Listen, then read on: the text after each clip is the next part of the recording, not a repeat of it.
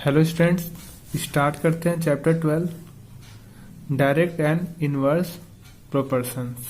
ठीक है, तो इसमें हम लोग को पढ़ना क्या है कि जैसे इसमें कुछ वेरिएशन हो रहा है। वेरिएशन का मतलब होता क्या है, if two quantities depend on each other in such a way that the change in one result in the corresponding change in the other. मतलब कि पहला जो रिजल्ट है वो चेंज हो रहा है करस्पॉन्डिंग, किसके करस्पॉन्डिंग, दूसरे वाले रिजल्ट से। Then two quantities are said to be a variation, तब उसको हम कहेंगे वेरिएशन। जैसे कि for example more articles will cost more, मतलब ज्यादा अगर हम कोई आर्टिकल्स खरीदते हैं या लेते हैं तो उसका कॉस्ट भी ज्यादा होगा। जैसे कि अगर हम एक पेन खरीदे तो उसका कॉस्ट मान लो कि 5 रुपीज है, दो पेन खरीदेंगे तो उसका कॉस्ट मतलब भी बढ़ता जाएगा। तो वही डिपेंड, जो भी डिपेंड होता है वो एक दूसरे के करस्पॉन्डिंग डिपेंड्स होता है, तो उसके हमको वेरिएशन कहते हैं। तो क्या वेरी कर रहा है, जैसे मान लो एक पेन लिए तो उसका 5 रुपया, 2 पेन लिए तो उसका 10 रुपया है। ठीक, ये सब वेरिएशन होता है। कभी कभी क्या होता है, कोई आदमी क्या है कि किसी काम को 2 दिन में कर रहा है तो 2 दिन आदमी उसी काम को क्या करेंगे, 1 दिन में कर लेंगे। ठीक, तो कभी कभी क्या होता है कि कुछ क्वांटिटी बढ़ाओगे तो अमाउंट बढ़ता है। कभी कभी क्या होता है, कुछ क्वांटिटी कोई एक क्वांटिटी बढ़ाए तो दूसरी क्वांटिटी कम भी होता है। तो इस टाइप के क्या होते हैं, वेरिएशंस होते हैं। ठीक, more is the money deposit in a bank, ज्यादा से ज्यादा बैंक में अगर डिपॉजिट करोगे तो हमें ज्यादा ज्यादा उस पर हमें पैसा मिलेगा, मतलब इंटरेस्ट भी ज्यादा ज्यादा मिलेगा। ठीक है, तो सेकेंड एग्जांपल है, अगर हम ज्यादा डिस्टेंस कवर कर रहे हैं किसी कार से तो पेट्रोल भी ज्यादा कंज्यूम होगा, क्योंकि जितना ज्यादा डिस्टेंस कवर करेंगे उतना ही ज्यादा पेट्रोल लगेगा। अगर हम स्पीड कार की ज्यादा रखेंगे, मतलब मान लो कि कार है, बहुत काफी स्पीड से चला रहे हो तो भाई स्पीड ज्यादा तो टाइम कम लगेगा, स्पीड अगर कम है तो टाइम ज्यादा लगेगा। तो ये भी वेरिएशन बताया जा रहा है। ठीक है, अगर ज्यादा वर्कर्स है, काम अगर आप चाहते हो कोई काम कराना, ज्यादा वर्कर्स रखे हो तो काम भी क्या होगा, जल्दी होगा। ठीक, तो ये सारी चीजें क्या थी, वेरिएशन थी। 2 टाइप्स के वेरिएशन होते हैं, डायरेक्ट एंड इनडायरेक्ट, जिसको इनवर्स बोलते हैं। तो डायरेक्ट वेरिएशन को डायरेक्ट प्रोपोर्शन बोलते हैं। मतलब डायरेक्ट में क्या होगा कि एक बढ़ रहा है तो दूसरा भी बढ़ेगा, एक घट रहा है तो दूसरी भी क्वांटिटी घटेगी। जैसे कि अगर एक पेन खरीदते हो तो उसका कॉस्ट 5 रुपीज है तो 2 पेन का कॉस्ट बढ़ेगा। मतलब कि एक बढ़ रहा है तो दूसरा भी बढ़ेगा, अगर एक घट रहा है तो दूसरा भी घटेगा। तो उसको हम बोलते क्या है, डायरेक्ट वेरिएशन। और इनडायरेक्ट या इनवर्स किसको कहेंगे, जस्ट उसका अपोजिट। अगर एक बढ़ रहा है क्वांटिटी तो दूसरी क्वांटिटी घट जाएगी, अगर एक घट रही तो दूसरी बढ़ जाएगी। ठीक है, तो 2 quantities x and y are said to be in direct proportion. ठीक, कब होगा, जब the value of x increase या डिक्रीज, मतलब या तो इंक्रीज हो रहा है तो डिक्रीज हो रहा है। देन अगर ये इंक्रीज है तो ये भी इंक्रीज हो रहा है, मतलब एक्स इंक्रीज हो रहा है तो वाई भी इंक्रीज होगा, एक्स डिक्रीज हो रहा है तो वाई भी डिक्रीज होगा। तो इनको हम बोलेंगे डायरेक्ट वेरिएशन। ठीक, और इस केस में क्या होता है कि अगर आप एक्स अपॉन वाई मतलब कि एक पेन 1 रुपये, एक पेन का कॉस्ट 5 रुपया है तो 2 पेन का कॉस्ट कितना होगा, 10 रुपीज। तो इनका अगर हम इनका वेरिएशन ऐसे निकालेंगे, मतलब कि पहले वाले क्वांटिटी का 5 रुपीज है, दूसरे वाले का 10 रुपीज, तो 1/5 करो या 2/10 करो, तो फाइनली यहाँ भी 1/5 आ रहा है। तो ये रिमेन हमेशा कांस्टेंट आता है। तो इनका वेरिएशन कैसे चेक करते हैं, अपॉन करते हैं पहले क्वांटिटी को दूसरी क्वांटिटी से। अब यहाँ पे जैसे क्या है कि x and y are in direct proportion. ठीक है, if x upon y is to k, मतलब x अपॉन वाई आप करोगे तो क्या आएगा, k आएगा। मतलब k क्या है, मतलब कांस्टेंट है। मतलब x1 अपॉन y1 करो, x2 अपॉन y2 करो, ये सभी की वैल्यू कांस्टेंट आएगा। जैसे कि हमने बोल दिया वही सेम चीज मैं लेके जा रहा हूं। मान लो एक पेन है, मान लो कि x1 मतलब पेन है एक, इसका कॉस्ट कितना है यानी y1 5 रुपया है। दूसरा फिर पेन कितना है, यानी 2 पेन है, तो उस समय उसकी कॉस्ट कितना हो जाएगी, 10। यानी कि x1 अपॉन y1 करोगे तो क्या आ रहा है, 1/5, एंड x2 अपॉन y2 करोगे तो क्या आएगा, 2/10 आ जाएगा कट के 1/5। तो यानी कि x1 upon y1 is equal to x2 upon y, दोनों की वैल्यू कांस्टेंट आ रहा है। वही हमने लिखा है कि वैल्यू क्या होगी, कांस्टेंट होगी। यानी 1/5 यहाँ भी आ रहा है, 1/5 यहाँ भी आ रहा है। इनवर्स प्रोपोर्शन मतलब कि इनवर्स का मतलब कि अगर एक बढ़ रहा है दूसरा घटेगा। ठीक, तो इस केस में इसका जो प्रोपोर्शन चेक करते हैं वो मल्टीप्लाई करते हैं। जैसे कि हमने ये कहा कि एक आदमी जो है किसी काम को, यानी कि मान लो ये x1 है, एक आदमी किसी काम को अगर 2 दिन में करता है यानी 2 days, ठीक है। तो दूसरा जो अगर हम 2 आदमी को लगा देंगे तो उसी काम को क्या करेंगे, वो 1 दिन में कर देंगे, ठीक। तो देखो 1 को 2 से इंटू कर रहे हो, यानी कि इसमें क्या होगा, x1 into y1 is equal to क्या हो जाएगा, x2 इंटू y2। देखो 1 into 2 is equal to 2 into 1, मतलब कांस्टेंट आ रहा है यहाँ पे 2, ठीक। इनको बोलते हैं इनवर्स प्रोपोर्शन। बहुत इजी चैप्टर है, बस ये समझ जाओगे तो हो जाएगा, ठीक। अब आते हैं हम लोग एक्सरसाइज पे, ठीक। अगर इसको आप समझ गए हो तो एक्सरसाइज का सबसे पहला क्वेश्चन क्या दिया है, हमें क्या करना है, बताना क्या है कि एक्स एंड वाई प्रोपोर्शन, बताना कि ये मतलब जो दिया है 1 2 3 ये सभी कौन सा, हाँ ऑब्जर्व करना है टेबल को कि ये एक्स एंड वाई कौन सा प्रोपोर्शन है, ठीक। तो देखते हैं प्रोपोर्शनल। सेम चीज क्या करना है 3/9, जैसे पहला मान लो क्या ऐसे डायरेक्ट भी कर सकते हो, चलो x1 अपन y1 मान लो पहला 3/9, तो कितना आ जाएगा 3 1 जा 3 3, यानी 1/3 आ गया। फिर ऐसे ही क्या करेंगे x2 अपन y2, कितना है 5/15, तो आगे यहाँ भी 1/3, ठीक। फिर देखो नेक्स्ट x3 अपन y3 8/24, देखो ऐसे भी देख रहे हो सब 3 से बार बार डिवाइड हो रहा है, 1/3 आ गया।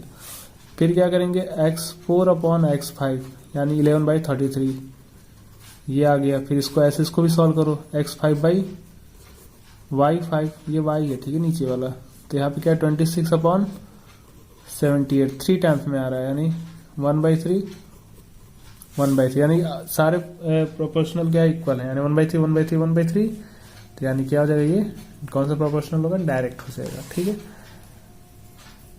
अब यहाँ पे क्या है कि ये इसी तरह से है 1 2, इसका पार्ट कर लेना। यहाँ पे एक्स वाई क्या है, डायरेक्टली प्रोपोर्शनल है। डायरेक्टली का मतलब कि ये अपॉन करने का मतलब, डायरेक्टली जो कि एक बढ़ रहा है दूसरा भी बढ़ रहा है, एक घट रहा है दूसरा भी घटेगा, ठीक है। तो इसमें हमें बताना है कि x1 y1 x2 y1 इनका वैल्यू बताना है।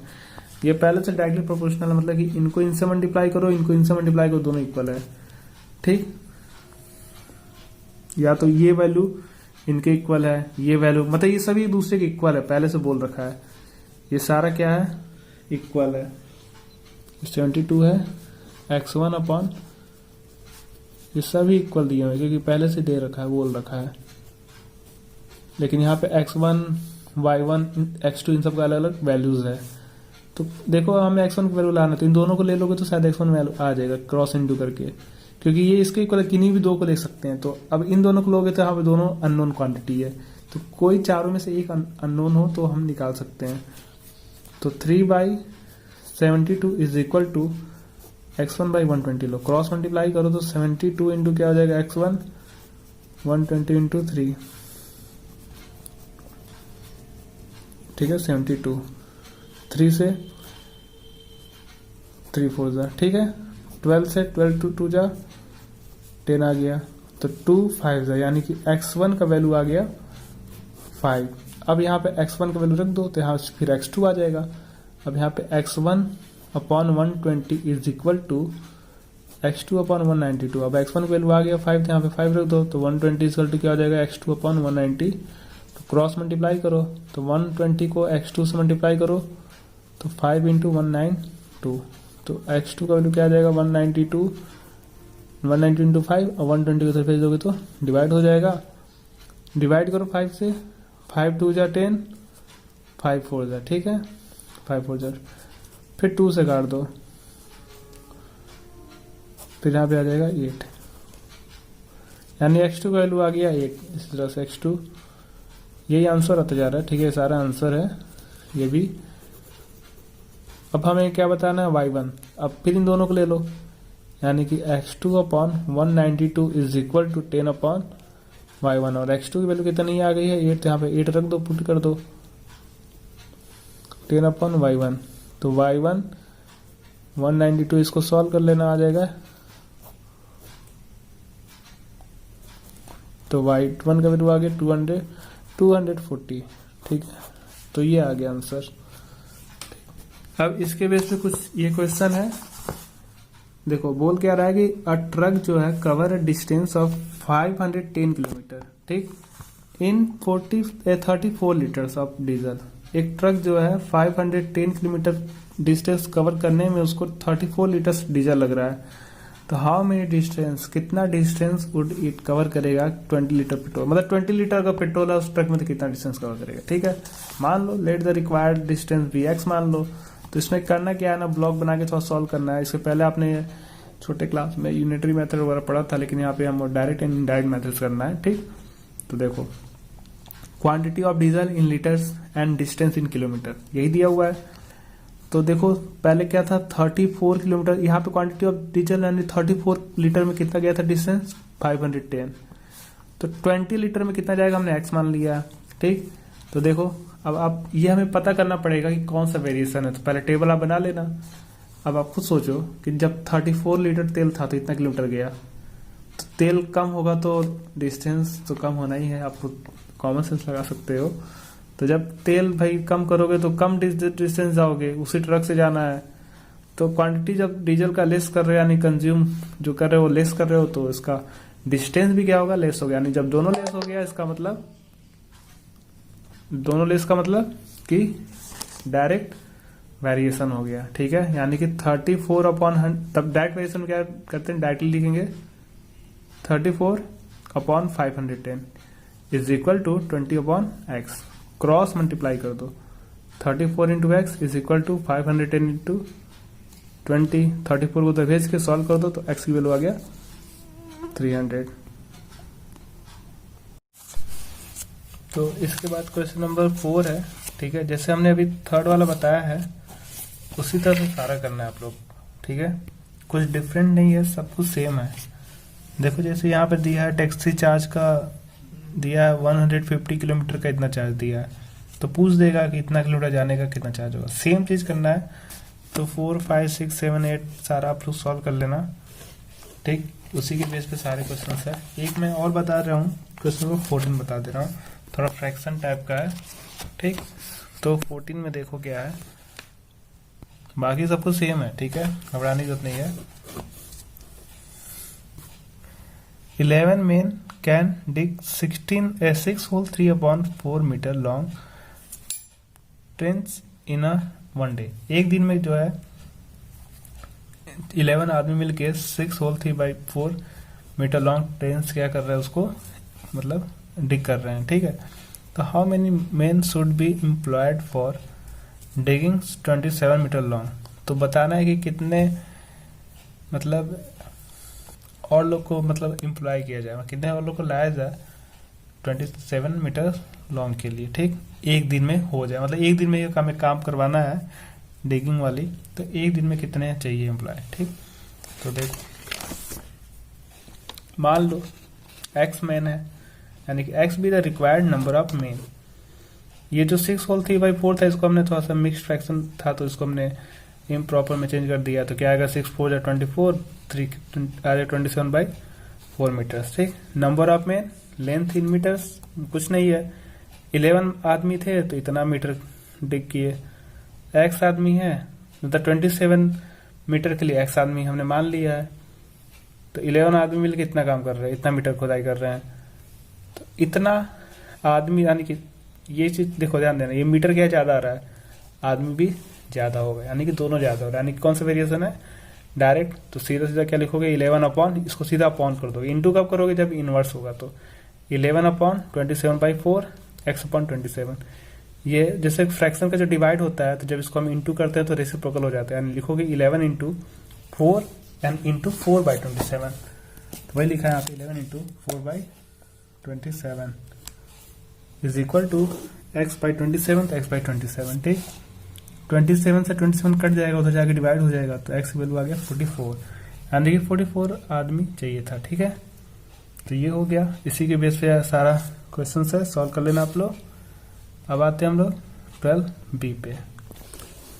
इसमें भी क्या करना है आपको, ऑब्जर्व करके एक्स वाई को इन, जैसे वहां पे डायरेक्टली प्रोपोर्शनल बताया था, यहाँ पे इनवर्सली बताना है। तो डायरेक्टली में क्या था कि 6/9 सबको डिवाइड करके चेक करते थे, सारा कांस्टेंट आ रहा था तो डायरेक्टली था।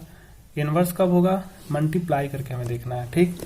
और यहाँ पे क्या बोला है कि ये इक्वल है, सेम चीज, ये इंटू करने पे वो सब कुछ इक्वल आएगा, बस हमें x1 x2 की वैल्यू बताना है, ठीक। तो इन दोनों को मैं बता रहा हूँ, देखो इन्हें बताना है, तो देखो पहले क्या करो, x1 इंटू y1, इनको इनसे इंटू करो तो 6 9 जा 54, ठीक है। 10 5 जा यानी कि x2 इंटू y2, 10 इंटू 15 कितना आएगा 150। तो ये क्या है, इन्वर्सली नहीं है, क्यों नहीं है, क्योंकि ये दोनों कांस्टेंट नहीं आ रहा है, ठीक। अब ये है इक्वल पहले से ही, बस हमें करना क्या है कि x1 x2 वैल्यू बताना है, मतलब 8 को y1 से इंटू करोगे तो किसके इक्वल होगा, x1 इंटू 4 के, ठीक। और ये किसके इक्वल हो जाएगा 16 इंटू 5 के, इन सभी को इंटू करते जाओगे एक दूसरे के इक्वल हो जाएगा, x2 इंटू 2 के, 80 इंटू वाई के। अब वैल्यू बताना, जिस मान इन दोनों को लेंगे तो दोनों अननोन है तो पता नहीं चलेगा, इन दोनों को लेके सॉल्व करके पहले x1 की वैल्यू ला देना, ठीक। तो कैसे आएगा, x1 into 4 is equal to 16 into 5, तो x1 is equal to 16 into 5, 4 को उधर भेजोगे तो क्या हो जाएगा, डिवाइड हो जाएगा, तो 4 4 जा 16 और 4 5 जा कितना होता है 20, यानी x1 की वैल्यू आ गया 20, यानी यहाँ पे हम क्या रख देंगे, x1 की वैल्यू यहाँ पे 20 आ गया, ठीक। अब ये जब 20 आ गया मतलब 8y1 equal to 20 into x1 लिख सकते हैं। अब यहाँ पे सॉरी x1 का 20 वैल्यू है, 20 इंटू 4 लिखेंगे, 4, ठीक। तो y1 इक्वल टू क्या हो जाएगा 20 इंटू 4, इस 8 को उधर भेजोगे तो डिवाइड हो जाएगा 2, तो आ गया y1 का वैल्यू 10 आ गया, ठीक है। देखो यहाँ पे 10 था ना, 10 8 जा 80 आएगा, और यहाँ पे 20 आ रहा है, इसका वैल्यू 24 जा 80, यानी दोनों सेम आ रहा है। अब ऐसे फिर इन दोनों को इक्वल करके x2 का वैल्यू निकाल दो, यानी कि 16 इंटू 5, किन्हीं को भी किसी की इक्वल करके सॉल्व कर सकते हैं, x2 इंटू 2, ठीक। यानी कि x2 into 2 is equal to 16/5, तो x2 की वैल्यू क्या आ गया 16/5, 2 को उधर भेजोगे तो डिवाइड हो जाएगा, तो 8 5 जा आ गया 40, यानी x2 वैल्यू आ गया 40, ठीक। वैसे ही हमको फिर इसका भी y2 का भी चाहिए, तो x2 यानी कितना आ गया 40 into 2 is equal to 80 into y2, यानी कि यहाँ पे देखो ये 40 आ गया, तो 40 into 2 is equal to 80 into y1, y2, तो y2 का वैल्यू आ जाएगा 40 इंटू 2 अपॉन 80, काट दो तो 1 आ जाएगा आंसर, ठीक। क्वेश्चन नंबर 3 है, if 35 men can reap a field 8 days, ठीक है। तो in how many days can 20 men, बस मान लो x, तो 35 men 8 days, 20 आदमी कम लगेगा, ज़्यादा लगेगा दिन, मतलब कि आदमी ज़्यादा था तो दिन कम लग रहा है काम करने में, तो आदमी कम होगा तो दिन ज़्यादा होगा, मतलब एक चीज़ कम हो रहा है क्वांटिटी, दूसरी क्वांटिटी बढ़ रही है, तो क्या हो जाएगा इन्वर्सली प्रोपोर्शनल हो जाएगा। और इन्वर्सली में क्या करते हैं, इंटू करते हैं इन दोनों को, तो 35 into 8 is equal to 20 into x, तो आप इसको 20 इंटू एक्स इधर लिख सकते हैं, 35 इंटू एक्स हो गया, तो एक्स की वैल्यू आ जाएगा 14 डेज। अब इसी तरह से सारा क्वेश्चन सॉल्व कर देंगे आप। तो 4 के बाद एक मैं बताऊंगा और 9, ठीक। तो इसके बाद का क्वेश्चन आप लोग करेंगे, 3 नहीं बताया मैंने, 3 बता दिया मैंने, 4 भी इस तरह से, 5 6 7 8, ठीक। मैं 9 बता दे रहा हूँ। 8 टैप्स दिया हुआ है, ठीक, थोड़ा सा डिफरेंट दिया होगा, 8 टैप्स दिया है ऑफ सेम साइज का, ठीक है, एक ही साइज का है। Fill in the tank 27 minute, tank को फिल करता है 27 मिनट्स में।